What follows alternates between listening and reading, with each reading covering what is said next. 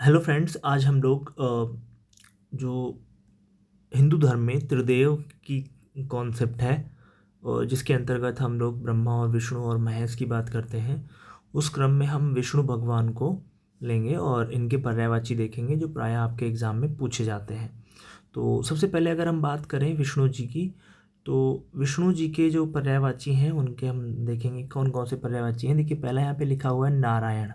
ठीक है, तो फर्स्ट हो गया आपका जो है यहाँ पे नारायण। ठीक, दूसरा देखिए दैत्यार्य लिखा हुआ है, तो दैत्यार्य हो गया, पुंडरीकाक्ष हो गया, जनार्दन हो गया, चक्रपाणि हो गया, उपेंद्र हो गया, क्षीरशायी हो गया, पद्मनाभ हो गया, चतुर्भुज, विशंभर, गरुड़ध्वज, है ना, अच्युत, मुकुंद, ऋषिकेश या ऋषिकेश बोलते हैं, फिर दामोदर है, फिर आप देखते हैं यहाँ पे केशव है, फिर माधव, फिर गोविंद, फिर लक्ष्मीपति और विधु और विभु, नीचे क्या है विभु है। ठीक है, तो इस तरीके से हमने देखा ये सब आपके क्या हैं पर्यायवाची हैं जो विष्णु भगवान को डिवोटेड है। तो सबसे पहले हम इन जो पर्यायवाची हैं इनके पीछे क्या कॉन्सेप्ट है उसको समझेंगे। तो सबसे पहले नारायण की बात करें तो नारायण टूटता है नर धन अयन में। तो याद रखिएगा, इसको नर प्लस अयन में तोड़ देंगे तो नर का क्या मतलब होता है, नर का मतलब होता है प्राणी, है ना, आपको पता है इसका मतलब प्राणी होता है।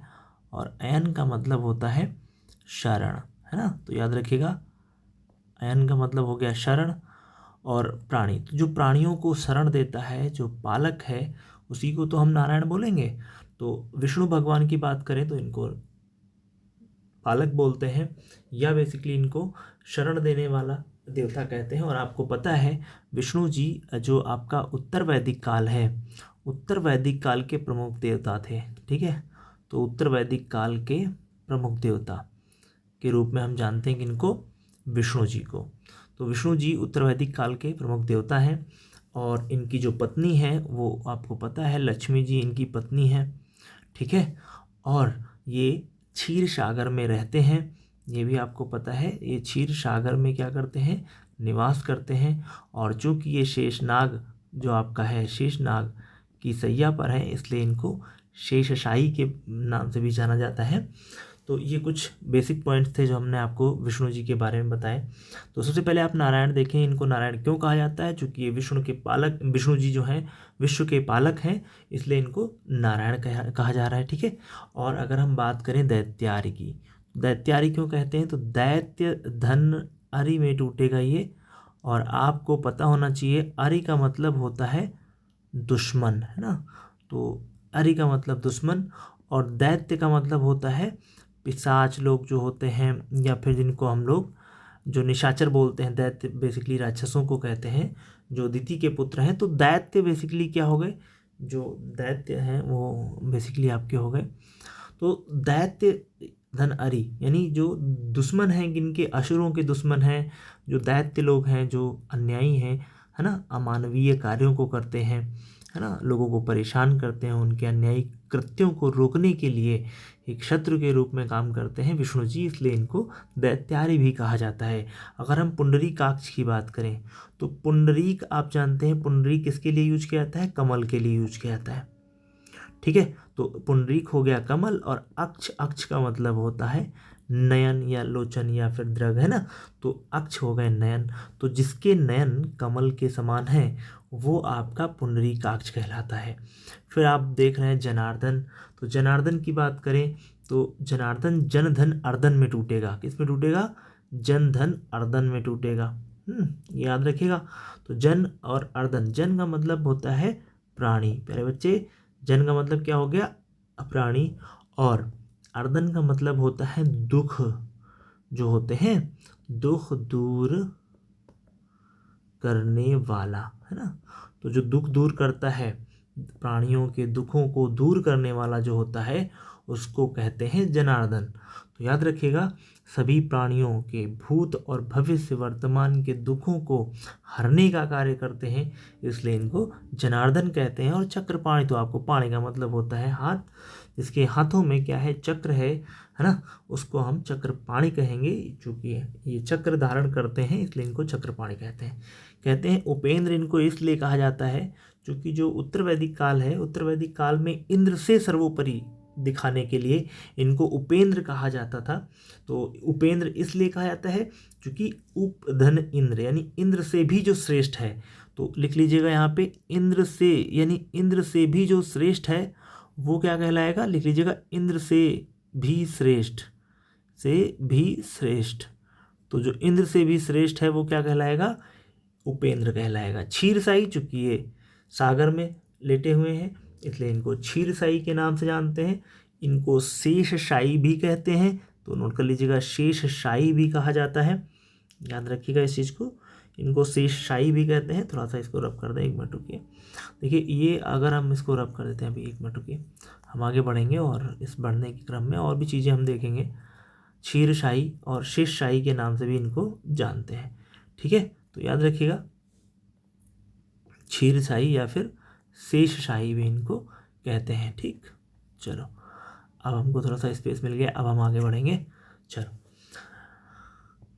तो हमने देखा, यहाँ तक हमने देख लिया है। कहाँ तक देखा है अभी, अभी हम लोगों ने क्षीरशायी तक देखा है। अब हम पद्मनाभ देखेंगे। तो पद्मनाभ क्यों कहा जाता है इनको, देखिएगा पद्मनाभ। तो पद्मनाभ की बात करें, चूँकि इनके नाभि में है ना, कहाँ पे, नाभि में कमल है, इसलिए इनको पद्मनाभ भी कहा जाता है। तो नाभि में पद्म को धारण करते हैं, कमल को धारण करते हैं, इसलिए पद्मनाभ। चतुर्भुज क्यों कहा जाता है, इनकी अगर हम 4 भुजाएं देखें, ठीक है, याद रखिएगा बच्चे, 4 भुजाएं होती हैं इनकी, और इन चारों भुजाओं में इन्होंने अनेक प्रकार के आयुध रखे हुए हैं। आयुध बोले तो विपंस है इनके। अब देखिए पहला विपंस के रूप में क्या है, शंख है, ठीक है। एक तो इनके हाथ में, एक हाथ में इनके गदा है, ठीक। तो शंख हो गया, गदा हो गया, और एक इनके हाथ में है चक्र, और एक है आपका कमल। तो याद रखिएगा ये इनके चारों चीज़ें देखने को मिलती हैं। 4 भुजाएं हैं और इन चारों भुजाओं में आयुध हैं अलग अलग प्रकार के, तो ये आप याद रखिएगा।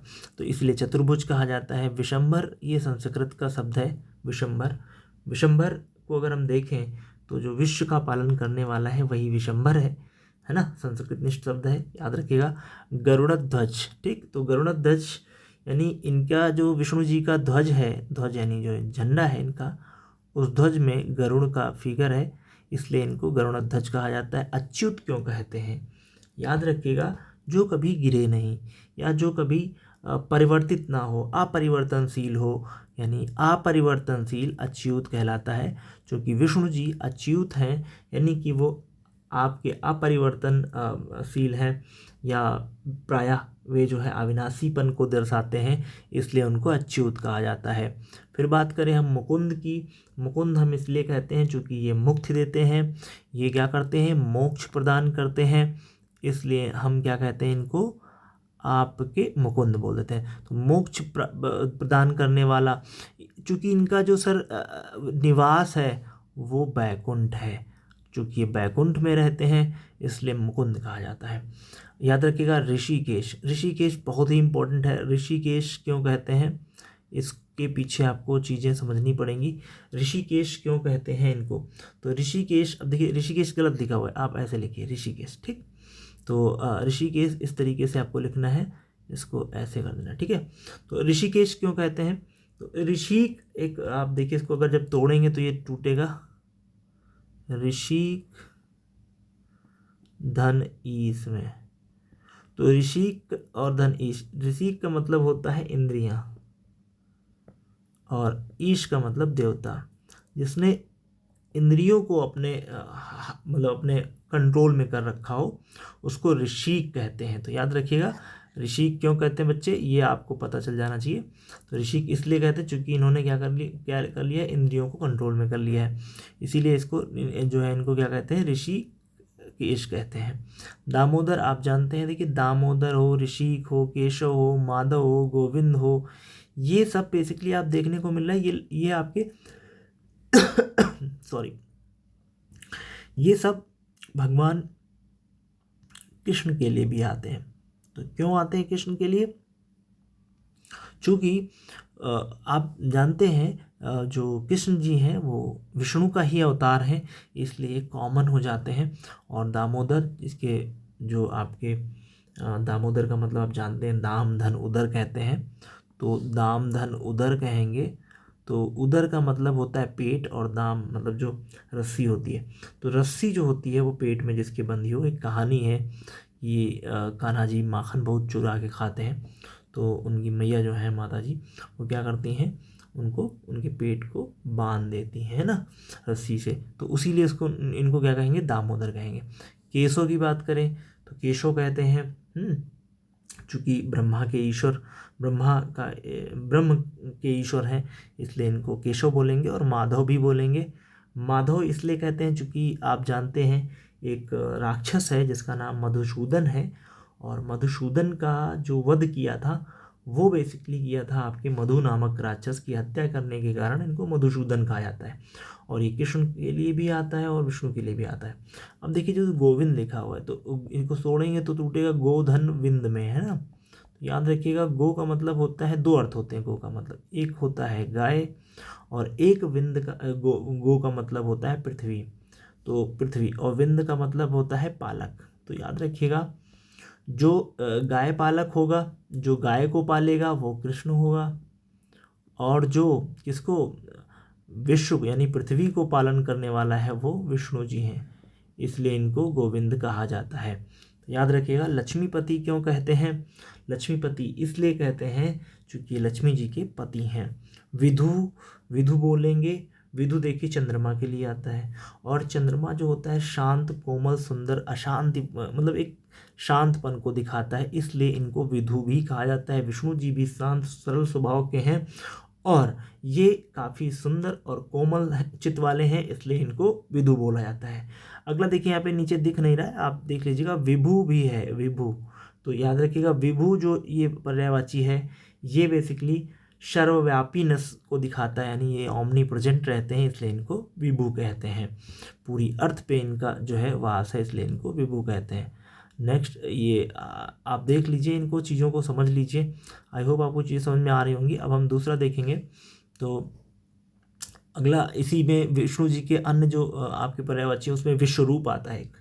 तो विश्वरूप कहते हैं चूँकि सारे ब्रह्मांड को, है ना, अपने में ये समाहित किए हुए हैं, इसलिए इनको विश्वरूप कहा जाता है। वनमाली क्यों कहा जाता है, वनमाली चूँकि इनके आप देखेंगे इनके गले में एक पुष्पमाला रहती है। क्या रहती है, पुष्पमाला रहती है, और वो इसीलिए इनको वनमाली भी बोला जाता है। ठीक है, याद रखिएगा। पीताम्बर, चूँकि ये पीत अंबर है जिसका, अर्थात पीताम्बर विष्णु के लिए भी आता है, श्री कृष्ण के लिए भी आता है। पीले वस्त्र धारण करते हैं, और हरि इनको इसलिए कहा जाता है चूँकि ये दुखों को क्या कर लेते हैं, हर लेते हैं, और उनका हरण कर लेते हैं, और इसलिए इनको हरि कहते हैं। और आप देखिए कमलापति, कमला बेसिकली क्या होता है, लक्ष्मी का पर्यायवाची है। तो कमला है ना, तो लक्ष्मी का पर्यायवाची है, तो कमला के पति हैं, इसलिए इनको कमलापति कहा जाएगा। जलसाई हैं, चूँकि जल में रहते हैं, इसलिए इनको जलसाई कहा जाता है, सागर में रहते हैं। वेंकटेश काफ़ी इम्पोर्टेंट है, याद रखिएगा। अगर हम बात करें, थोड़ा सा आप यहाँ पर चीज़ों को समझिएगा। अगर हम मैप की बात करें, तो मैप के अंतर्गत आप देखेंगे साउथ इंडिया में एक स्टेट है जिसका नाम है आपका आंध्र प्रदेश, एपी। ठीक है, तो आंध्र प्रदेश में एक आप देखेंगे हिल्स हैं जिनको हम लोग कहते हैं तिरुमाला हिल्स। याद रखिएगा, तिरुमाला की जो चोटियां हैं, इन तिरुमाला हिल्स में 7 पहाड़ियाँ हैं, 7 हिल्स हैं यहाँ पे। और इन 7 हिल्स में एक शेषाचलम डिस्ट्रिक्ट देखने को मिलता है, शेषाचलम। ठीक है, याद रखिएगा शेषाचलम। शेषाचलम में एक पर्वत है जिसका नाम है वेंकटेश, वेंकट पर्वत, वेंकट भी बोलते हैं। तो वेंकट पर्वत पर, चूँकि यहीं पर इनका निवास स्थान है भगवान विष्णु का, तो इसको इसीलिए इनको वेंकटेश कहते हैं। ईश का मतलब देवता, वेंकट माने पर्वत। एक वेंकट नामक पर्वत के जो देवता हैं ये, और वेंकटाचलम या वेंकटेश्वर भी कहा जाता है, तो इसलिए इनको वेंकटेश कहा जाता है। तो याद रखिएगा, चूँकि वेंकटेश पर्वत पर रहते हैं इसलिए इनको वेंकटेश कहते हैं। तो आई होप ये आपको विष्णु के सारे पर्यायवाची क्लियर हो गए होंगे। और अब हम इसी क्रम में अगली जो वीडियो लेंगे तो उसमें कृष्ण के भी पर्यायवाची देखेंगे, और फर्दर हम इस तरीके से सारे देवताओं को कवर अप कर रहे होंगे। ठीक है।